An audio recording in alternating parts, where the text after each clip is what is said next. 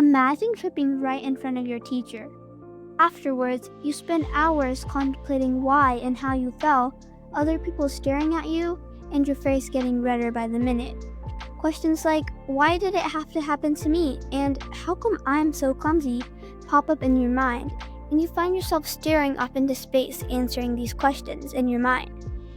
The incident is all you can think about until something else comes up to replace your current worry. This is the cycle of overthinking. But why do we do it even when we don't want to? Well, the answer is in our thoughts and beliefs. Welcome to the Thought Waterfall Podcast. I'm your host, Sharvi, and let's jump right into our episode today.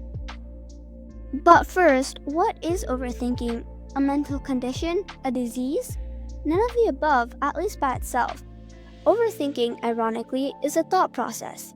It's when even the simplest of decisions can lead you down a spiral of overwhelming questions, each being turned over and over again until you find the answers in your mind.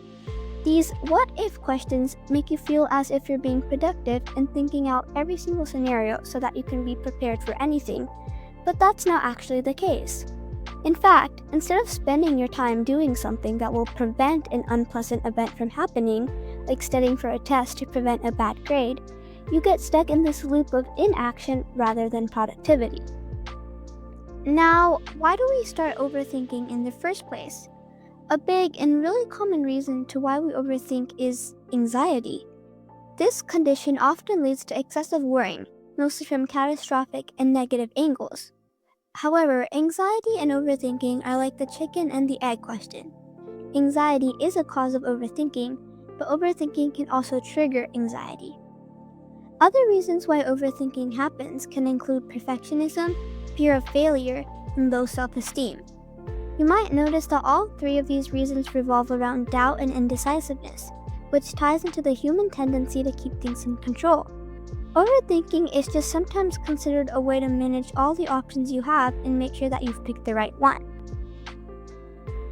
But like always, overthinking is like a tree and it branches off into many subcategories. But here are three of the main ones.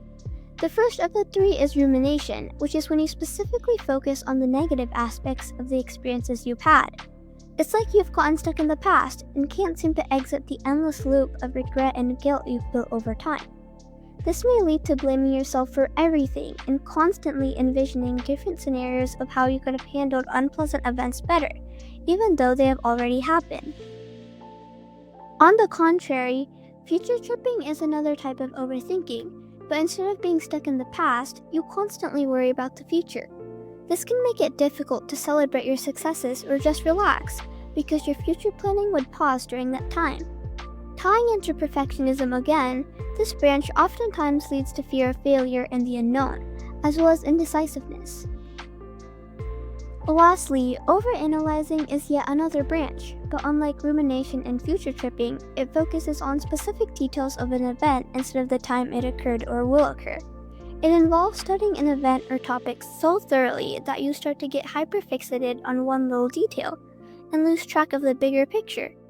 As a result, you may procrastinate in order to have more time to scrutinize everything before you do it, in addition to having more difficulty figuring out which tasks have higher priority than others.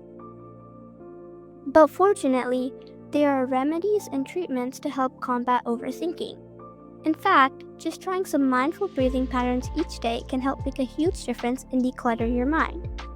An example of a breathing pattern would be box breathing, which is when you inhale for 4 seconds, hold for 4, exhale for 4 seconds, and hold once again for 4.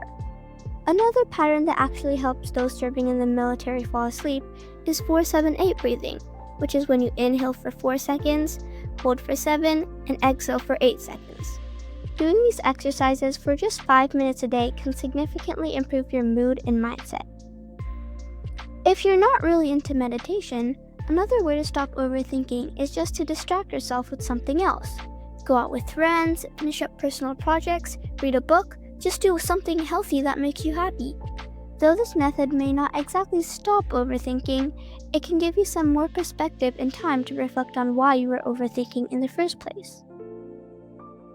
Similarly, Challenging your own thoughts can also be a great way to rule out any misconceptions and think things through logically in reality.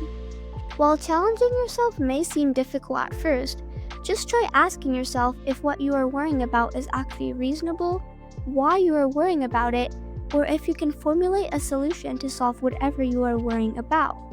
However, if you feel as if your overthinking is getting too extreme or too difficult to manage, definitely contact a professional for help. This just goes to show that everyone's brains are completely unique and we all perceive things differently. Overthinking is just an example of one puzzle that our brains might throw at us, and it's up to us to rise up to the challenge and find a solution that works the best for us. Well, that's it for this episode. To recap, overthinking is a thought pattern that can lead you through a tunnel of doubtful questions about a certain event that's already happened or will happen. There are various causes for overthinking, such as anxiety or perfectionism, that are often rooted in self-doubt or indecisiveness. The three main subcategories of overthinking include rumination, aka negative thinking about the past, future tripping or overplanning for the future, and overanalyzing, getting hyperfixated on a few details instead of the big picture. Fortunately, there are many ways to get past overthinking, including trying breathing techniques, doing things that make you happy, and evaluating your own thoughts. And that brings us to the end of our podcast today. Once again, I'm your host Sharvi, and thank you so much for listening to the Thought Waterfall Podcast. I hope you learned something new, and remember, you are truly capable of unlocking your potential, one thought at a time.